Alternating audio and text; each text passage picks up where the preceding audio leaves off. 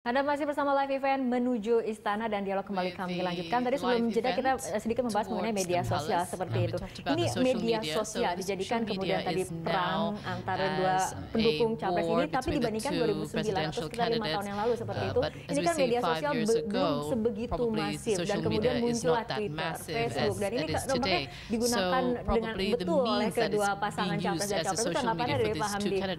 Pastilah kan namanya orang So I think if we want to win the war, I think whatever means we can use, we will use to win the war. And I think the social media, what is happening right now, this is for the middle class and the upper class. And what we see right now, it is, I think, a good and effective means. Sometimes we do not like the harsh words and the slander which attacks the haters which attacks the candidates. But I think, for example, this will open the opportunity for us to search for, to go in depth in how the candidates are.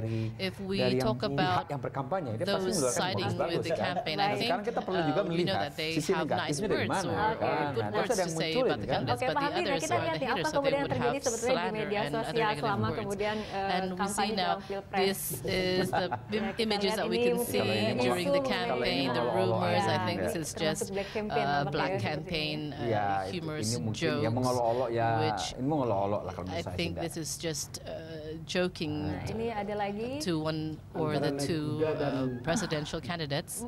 Also this one, this is an image which wrote, if Jokowi is capable to be a president, I think people would see him as a very friendly and honest and very simple person.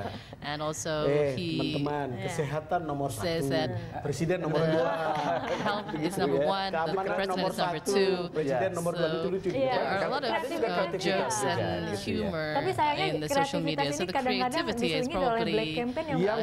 What is interesting, Rara, is it is very sharp, the sharpness of the description between the two candidates, the characters of the candidates in the social media.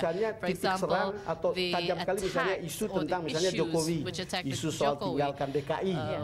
For example, he left Jakarta and presidential as a president's puppet. And Prabowo, for example, there are also harsh words around, circling around him. For example, human rights violations and other elements. I think we can see that Amin Rais has just arrived.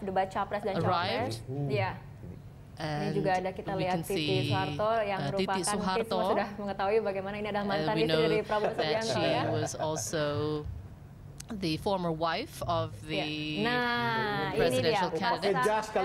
This time we see that Jokowi is wearing a suit and tie. Dasinya merah. He is wearing a red tie. Is wearing his suit. Artinya ada mencoba gaya berbeda atau probably he's trying to be a different person, or he's going to change his image. Or I think this is a very different person as we see. Probably the means or the purpose of him wearing a suit and tie. He wants to show his authoritarian side. Bagaimana mungkin Jokowi sendiri menghargai rambutnya juga baru. His hairstyle is different. Artinya persiapannya betul-betul ya, bukan hanya konsep tapi juga dari body gesture, busana seperti itu. Jadi itu, so I think itu ceritanya kan sederhana. Gitu. On the television, your appearance and attitude are your visual writing style. Jadi itulah sebabnya ketika orang muncul di TV, dia harus tahu betul berpakaian benar, look right, dress right, sit right, dan seterusnya, kira-kira begitulah. Tetapi saya rasa dengan penampilan fisik seperti ini, Jokowi mungkin akan tidak meninggalkan stylenya yang original style, his simple style. I think this is my expectation, but he is wearing his suit and tie probably for this evening. I would like to continue on. This, I think we can see that JK is also wearing his suit and tie. Prabowo tadi pakai apa? Prabowo tadi kita belum lihat secara jelas. What is Prabowo wearing? I don't think he has arrived yet. So I think Jokowi dan juga JK ini menggunakan dasi, kita lihat tonnya sama sih, cuma warnanya agak berbeda seperti itu ya. But they have a different color tie. So dianggap imbang ya, karena tadi kita sudah bicara isu tentang Jokowi di sosmed. Ini soal Prabowo ya, isu HAM, isu rumah tangganya, soal track record, soal personality, soal koalisi besar yang katanya akan membagi-bagi kursi. Lalu kemudian soal isu yang terakhir yang sekarang beredar di sosmed itu adalah isu pemberhentian, dan itu sangat luas. Ini kan titik-titik serang satu sama lain, dan itu sangat Prabowo, and this is very vulgar in terms of social media. And this is logical. I can see that psychologically when we see that the debate in the vision and mission will be looked upon in depth. I think probably there is a balance. There will be a balance because kalau bahasa anak sekarang itu beda-beda tipis lah. Beda-beda. Pada akhirnya yang membedakan kedua pasangan ini karakter.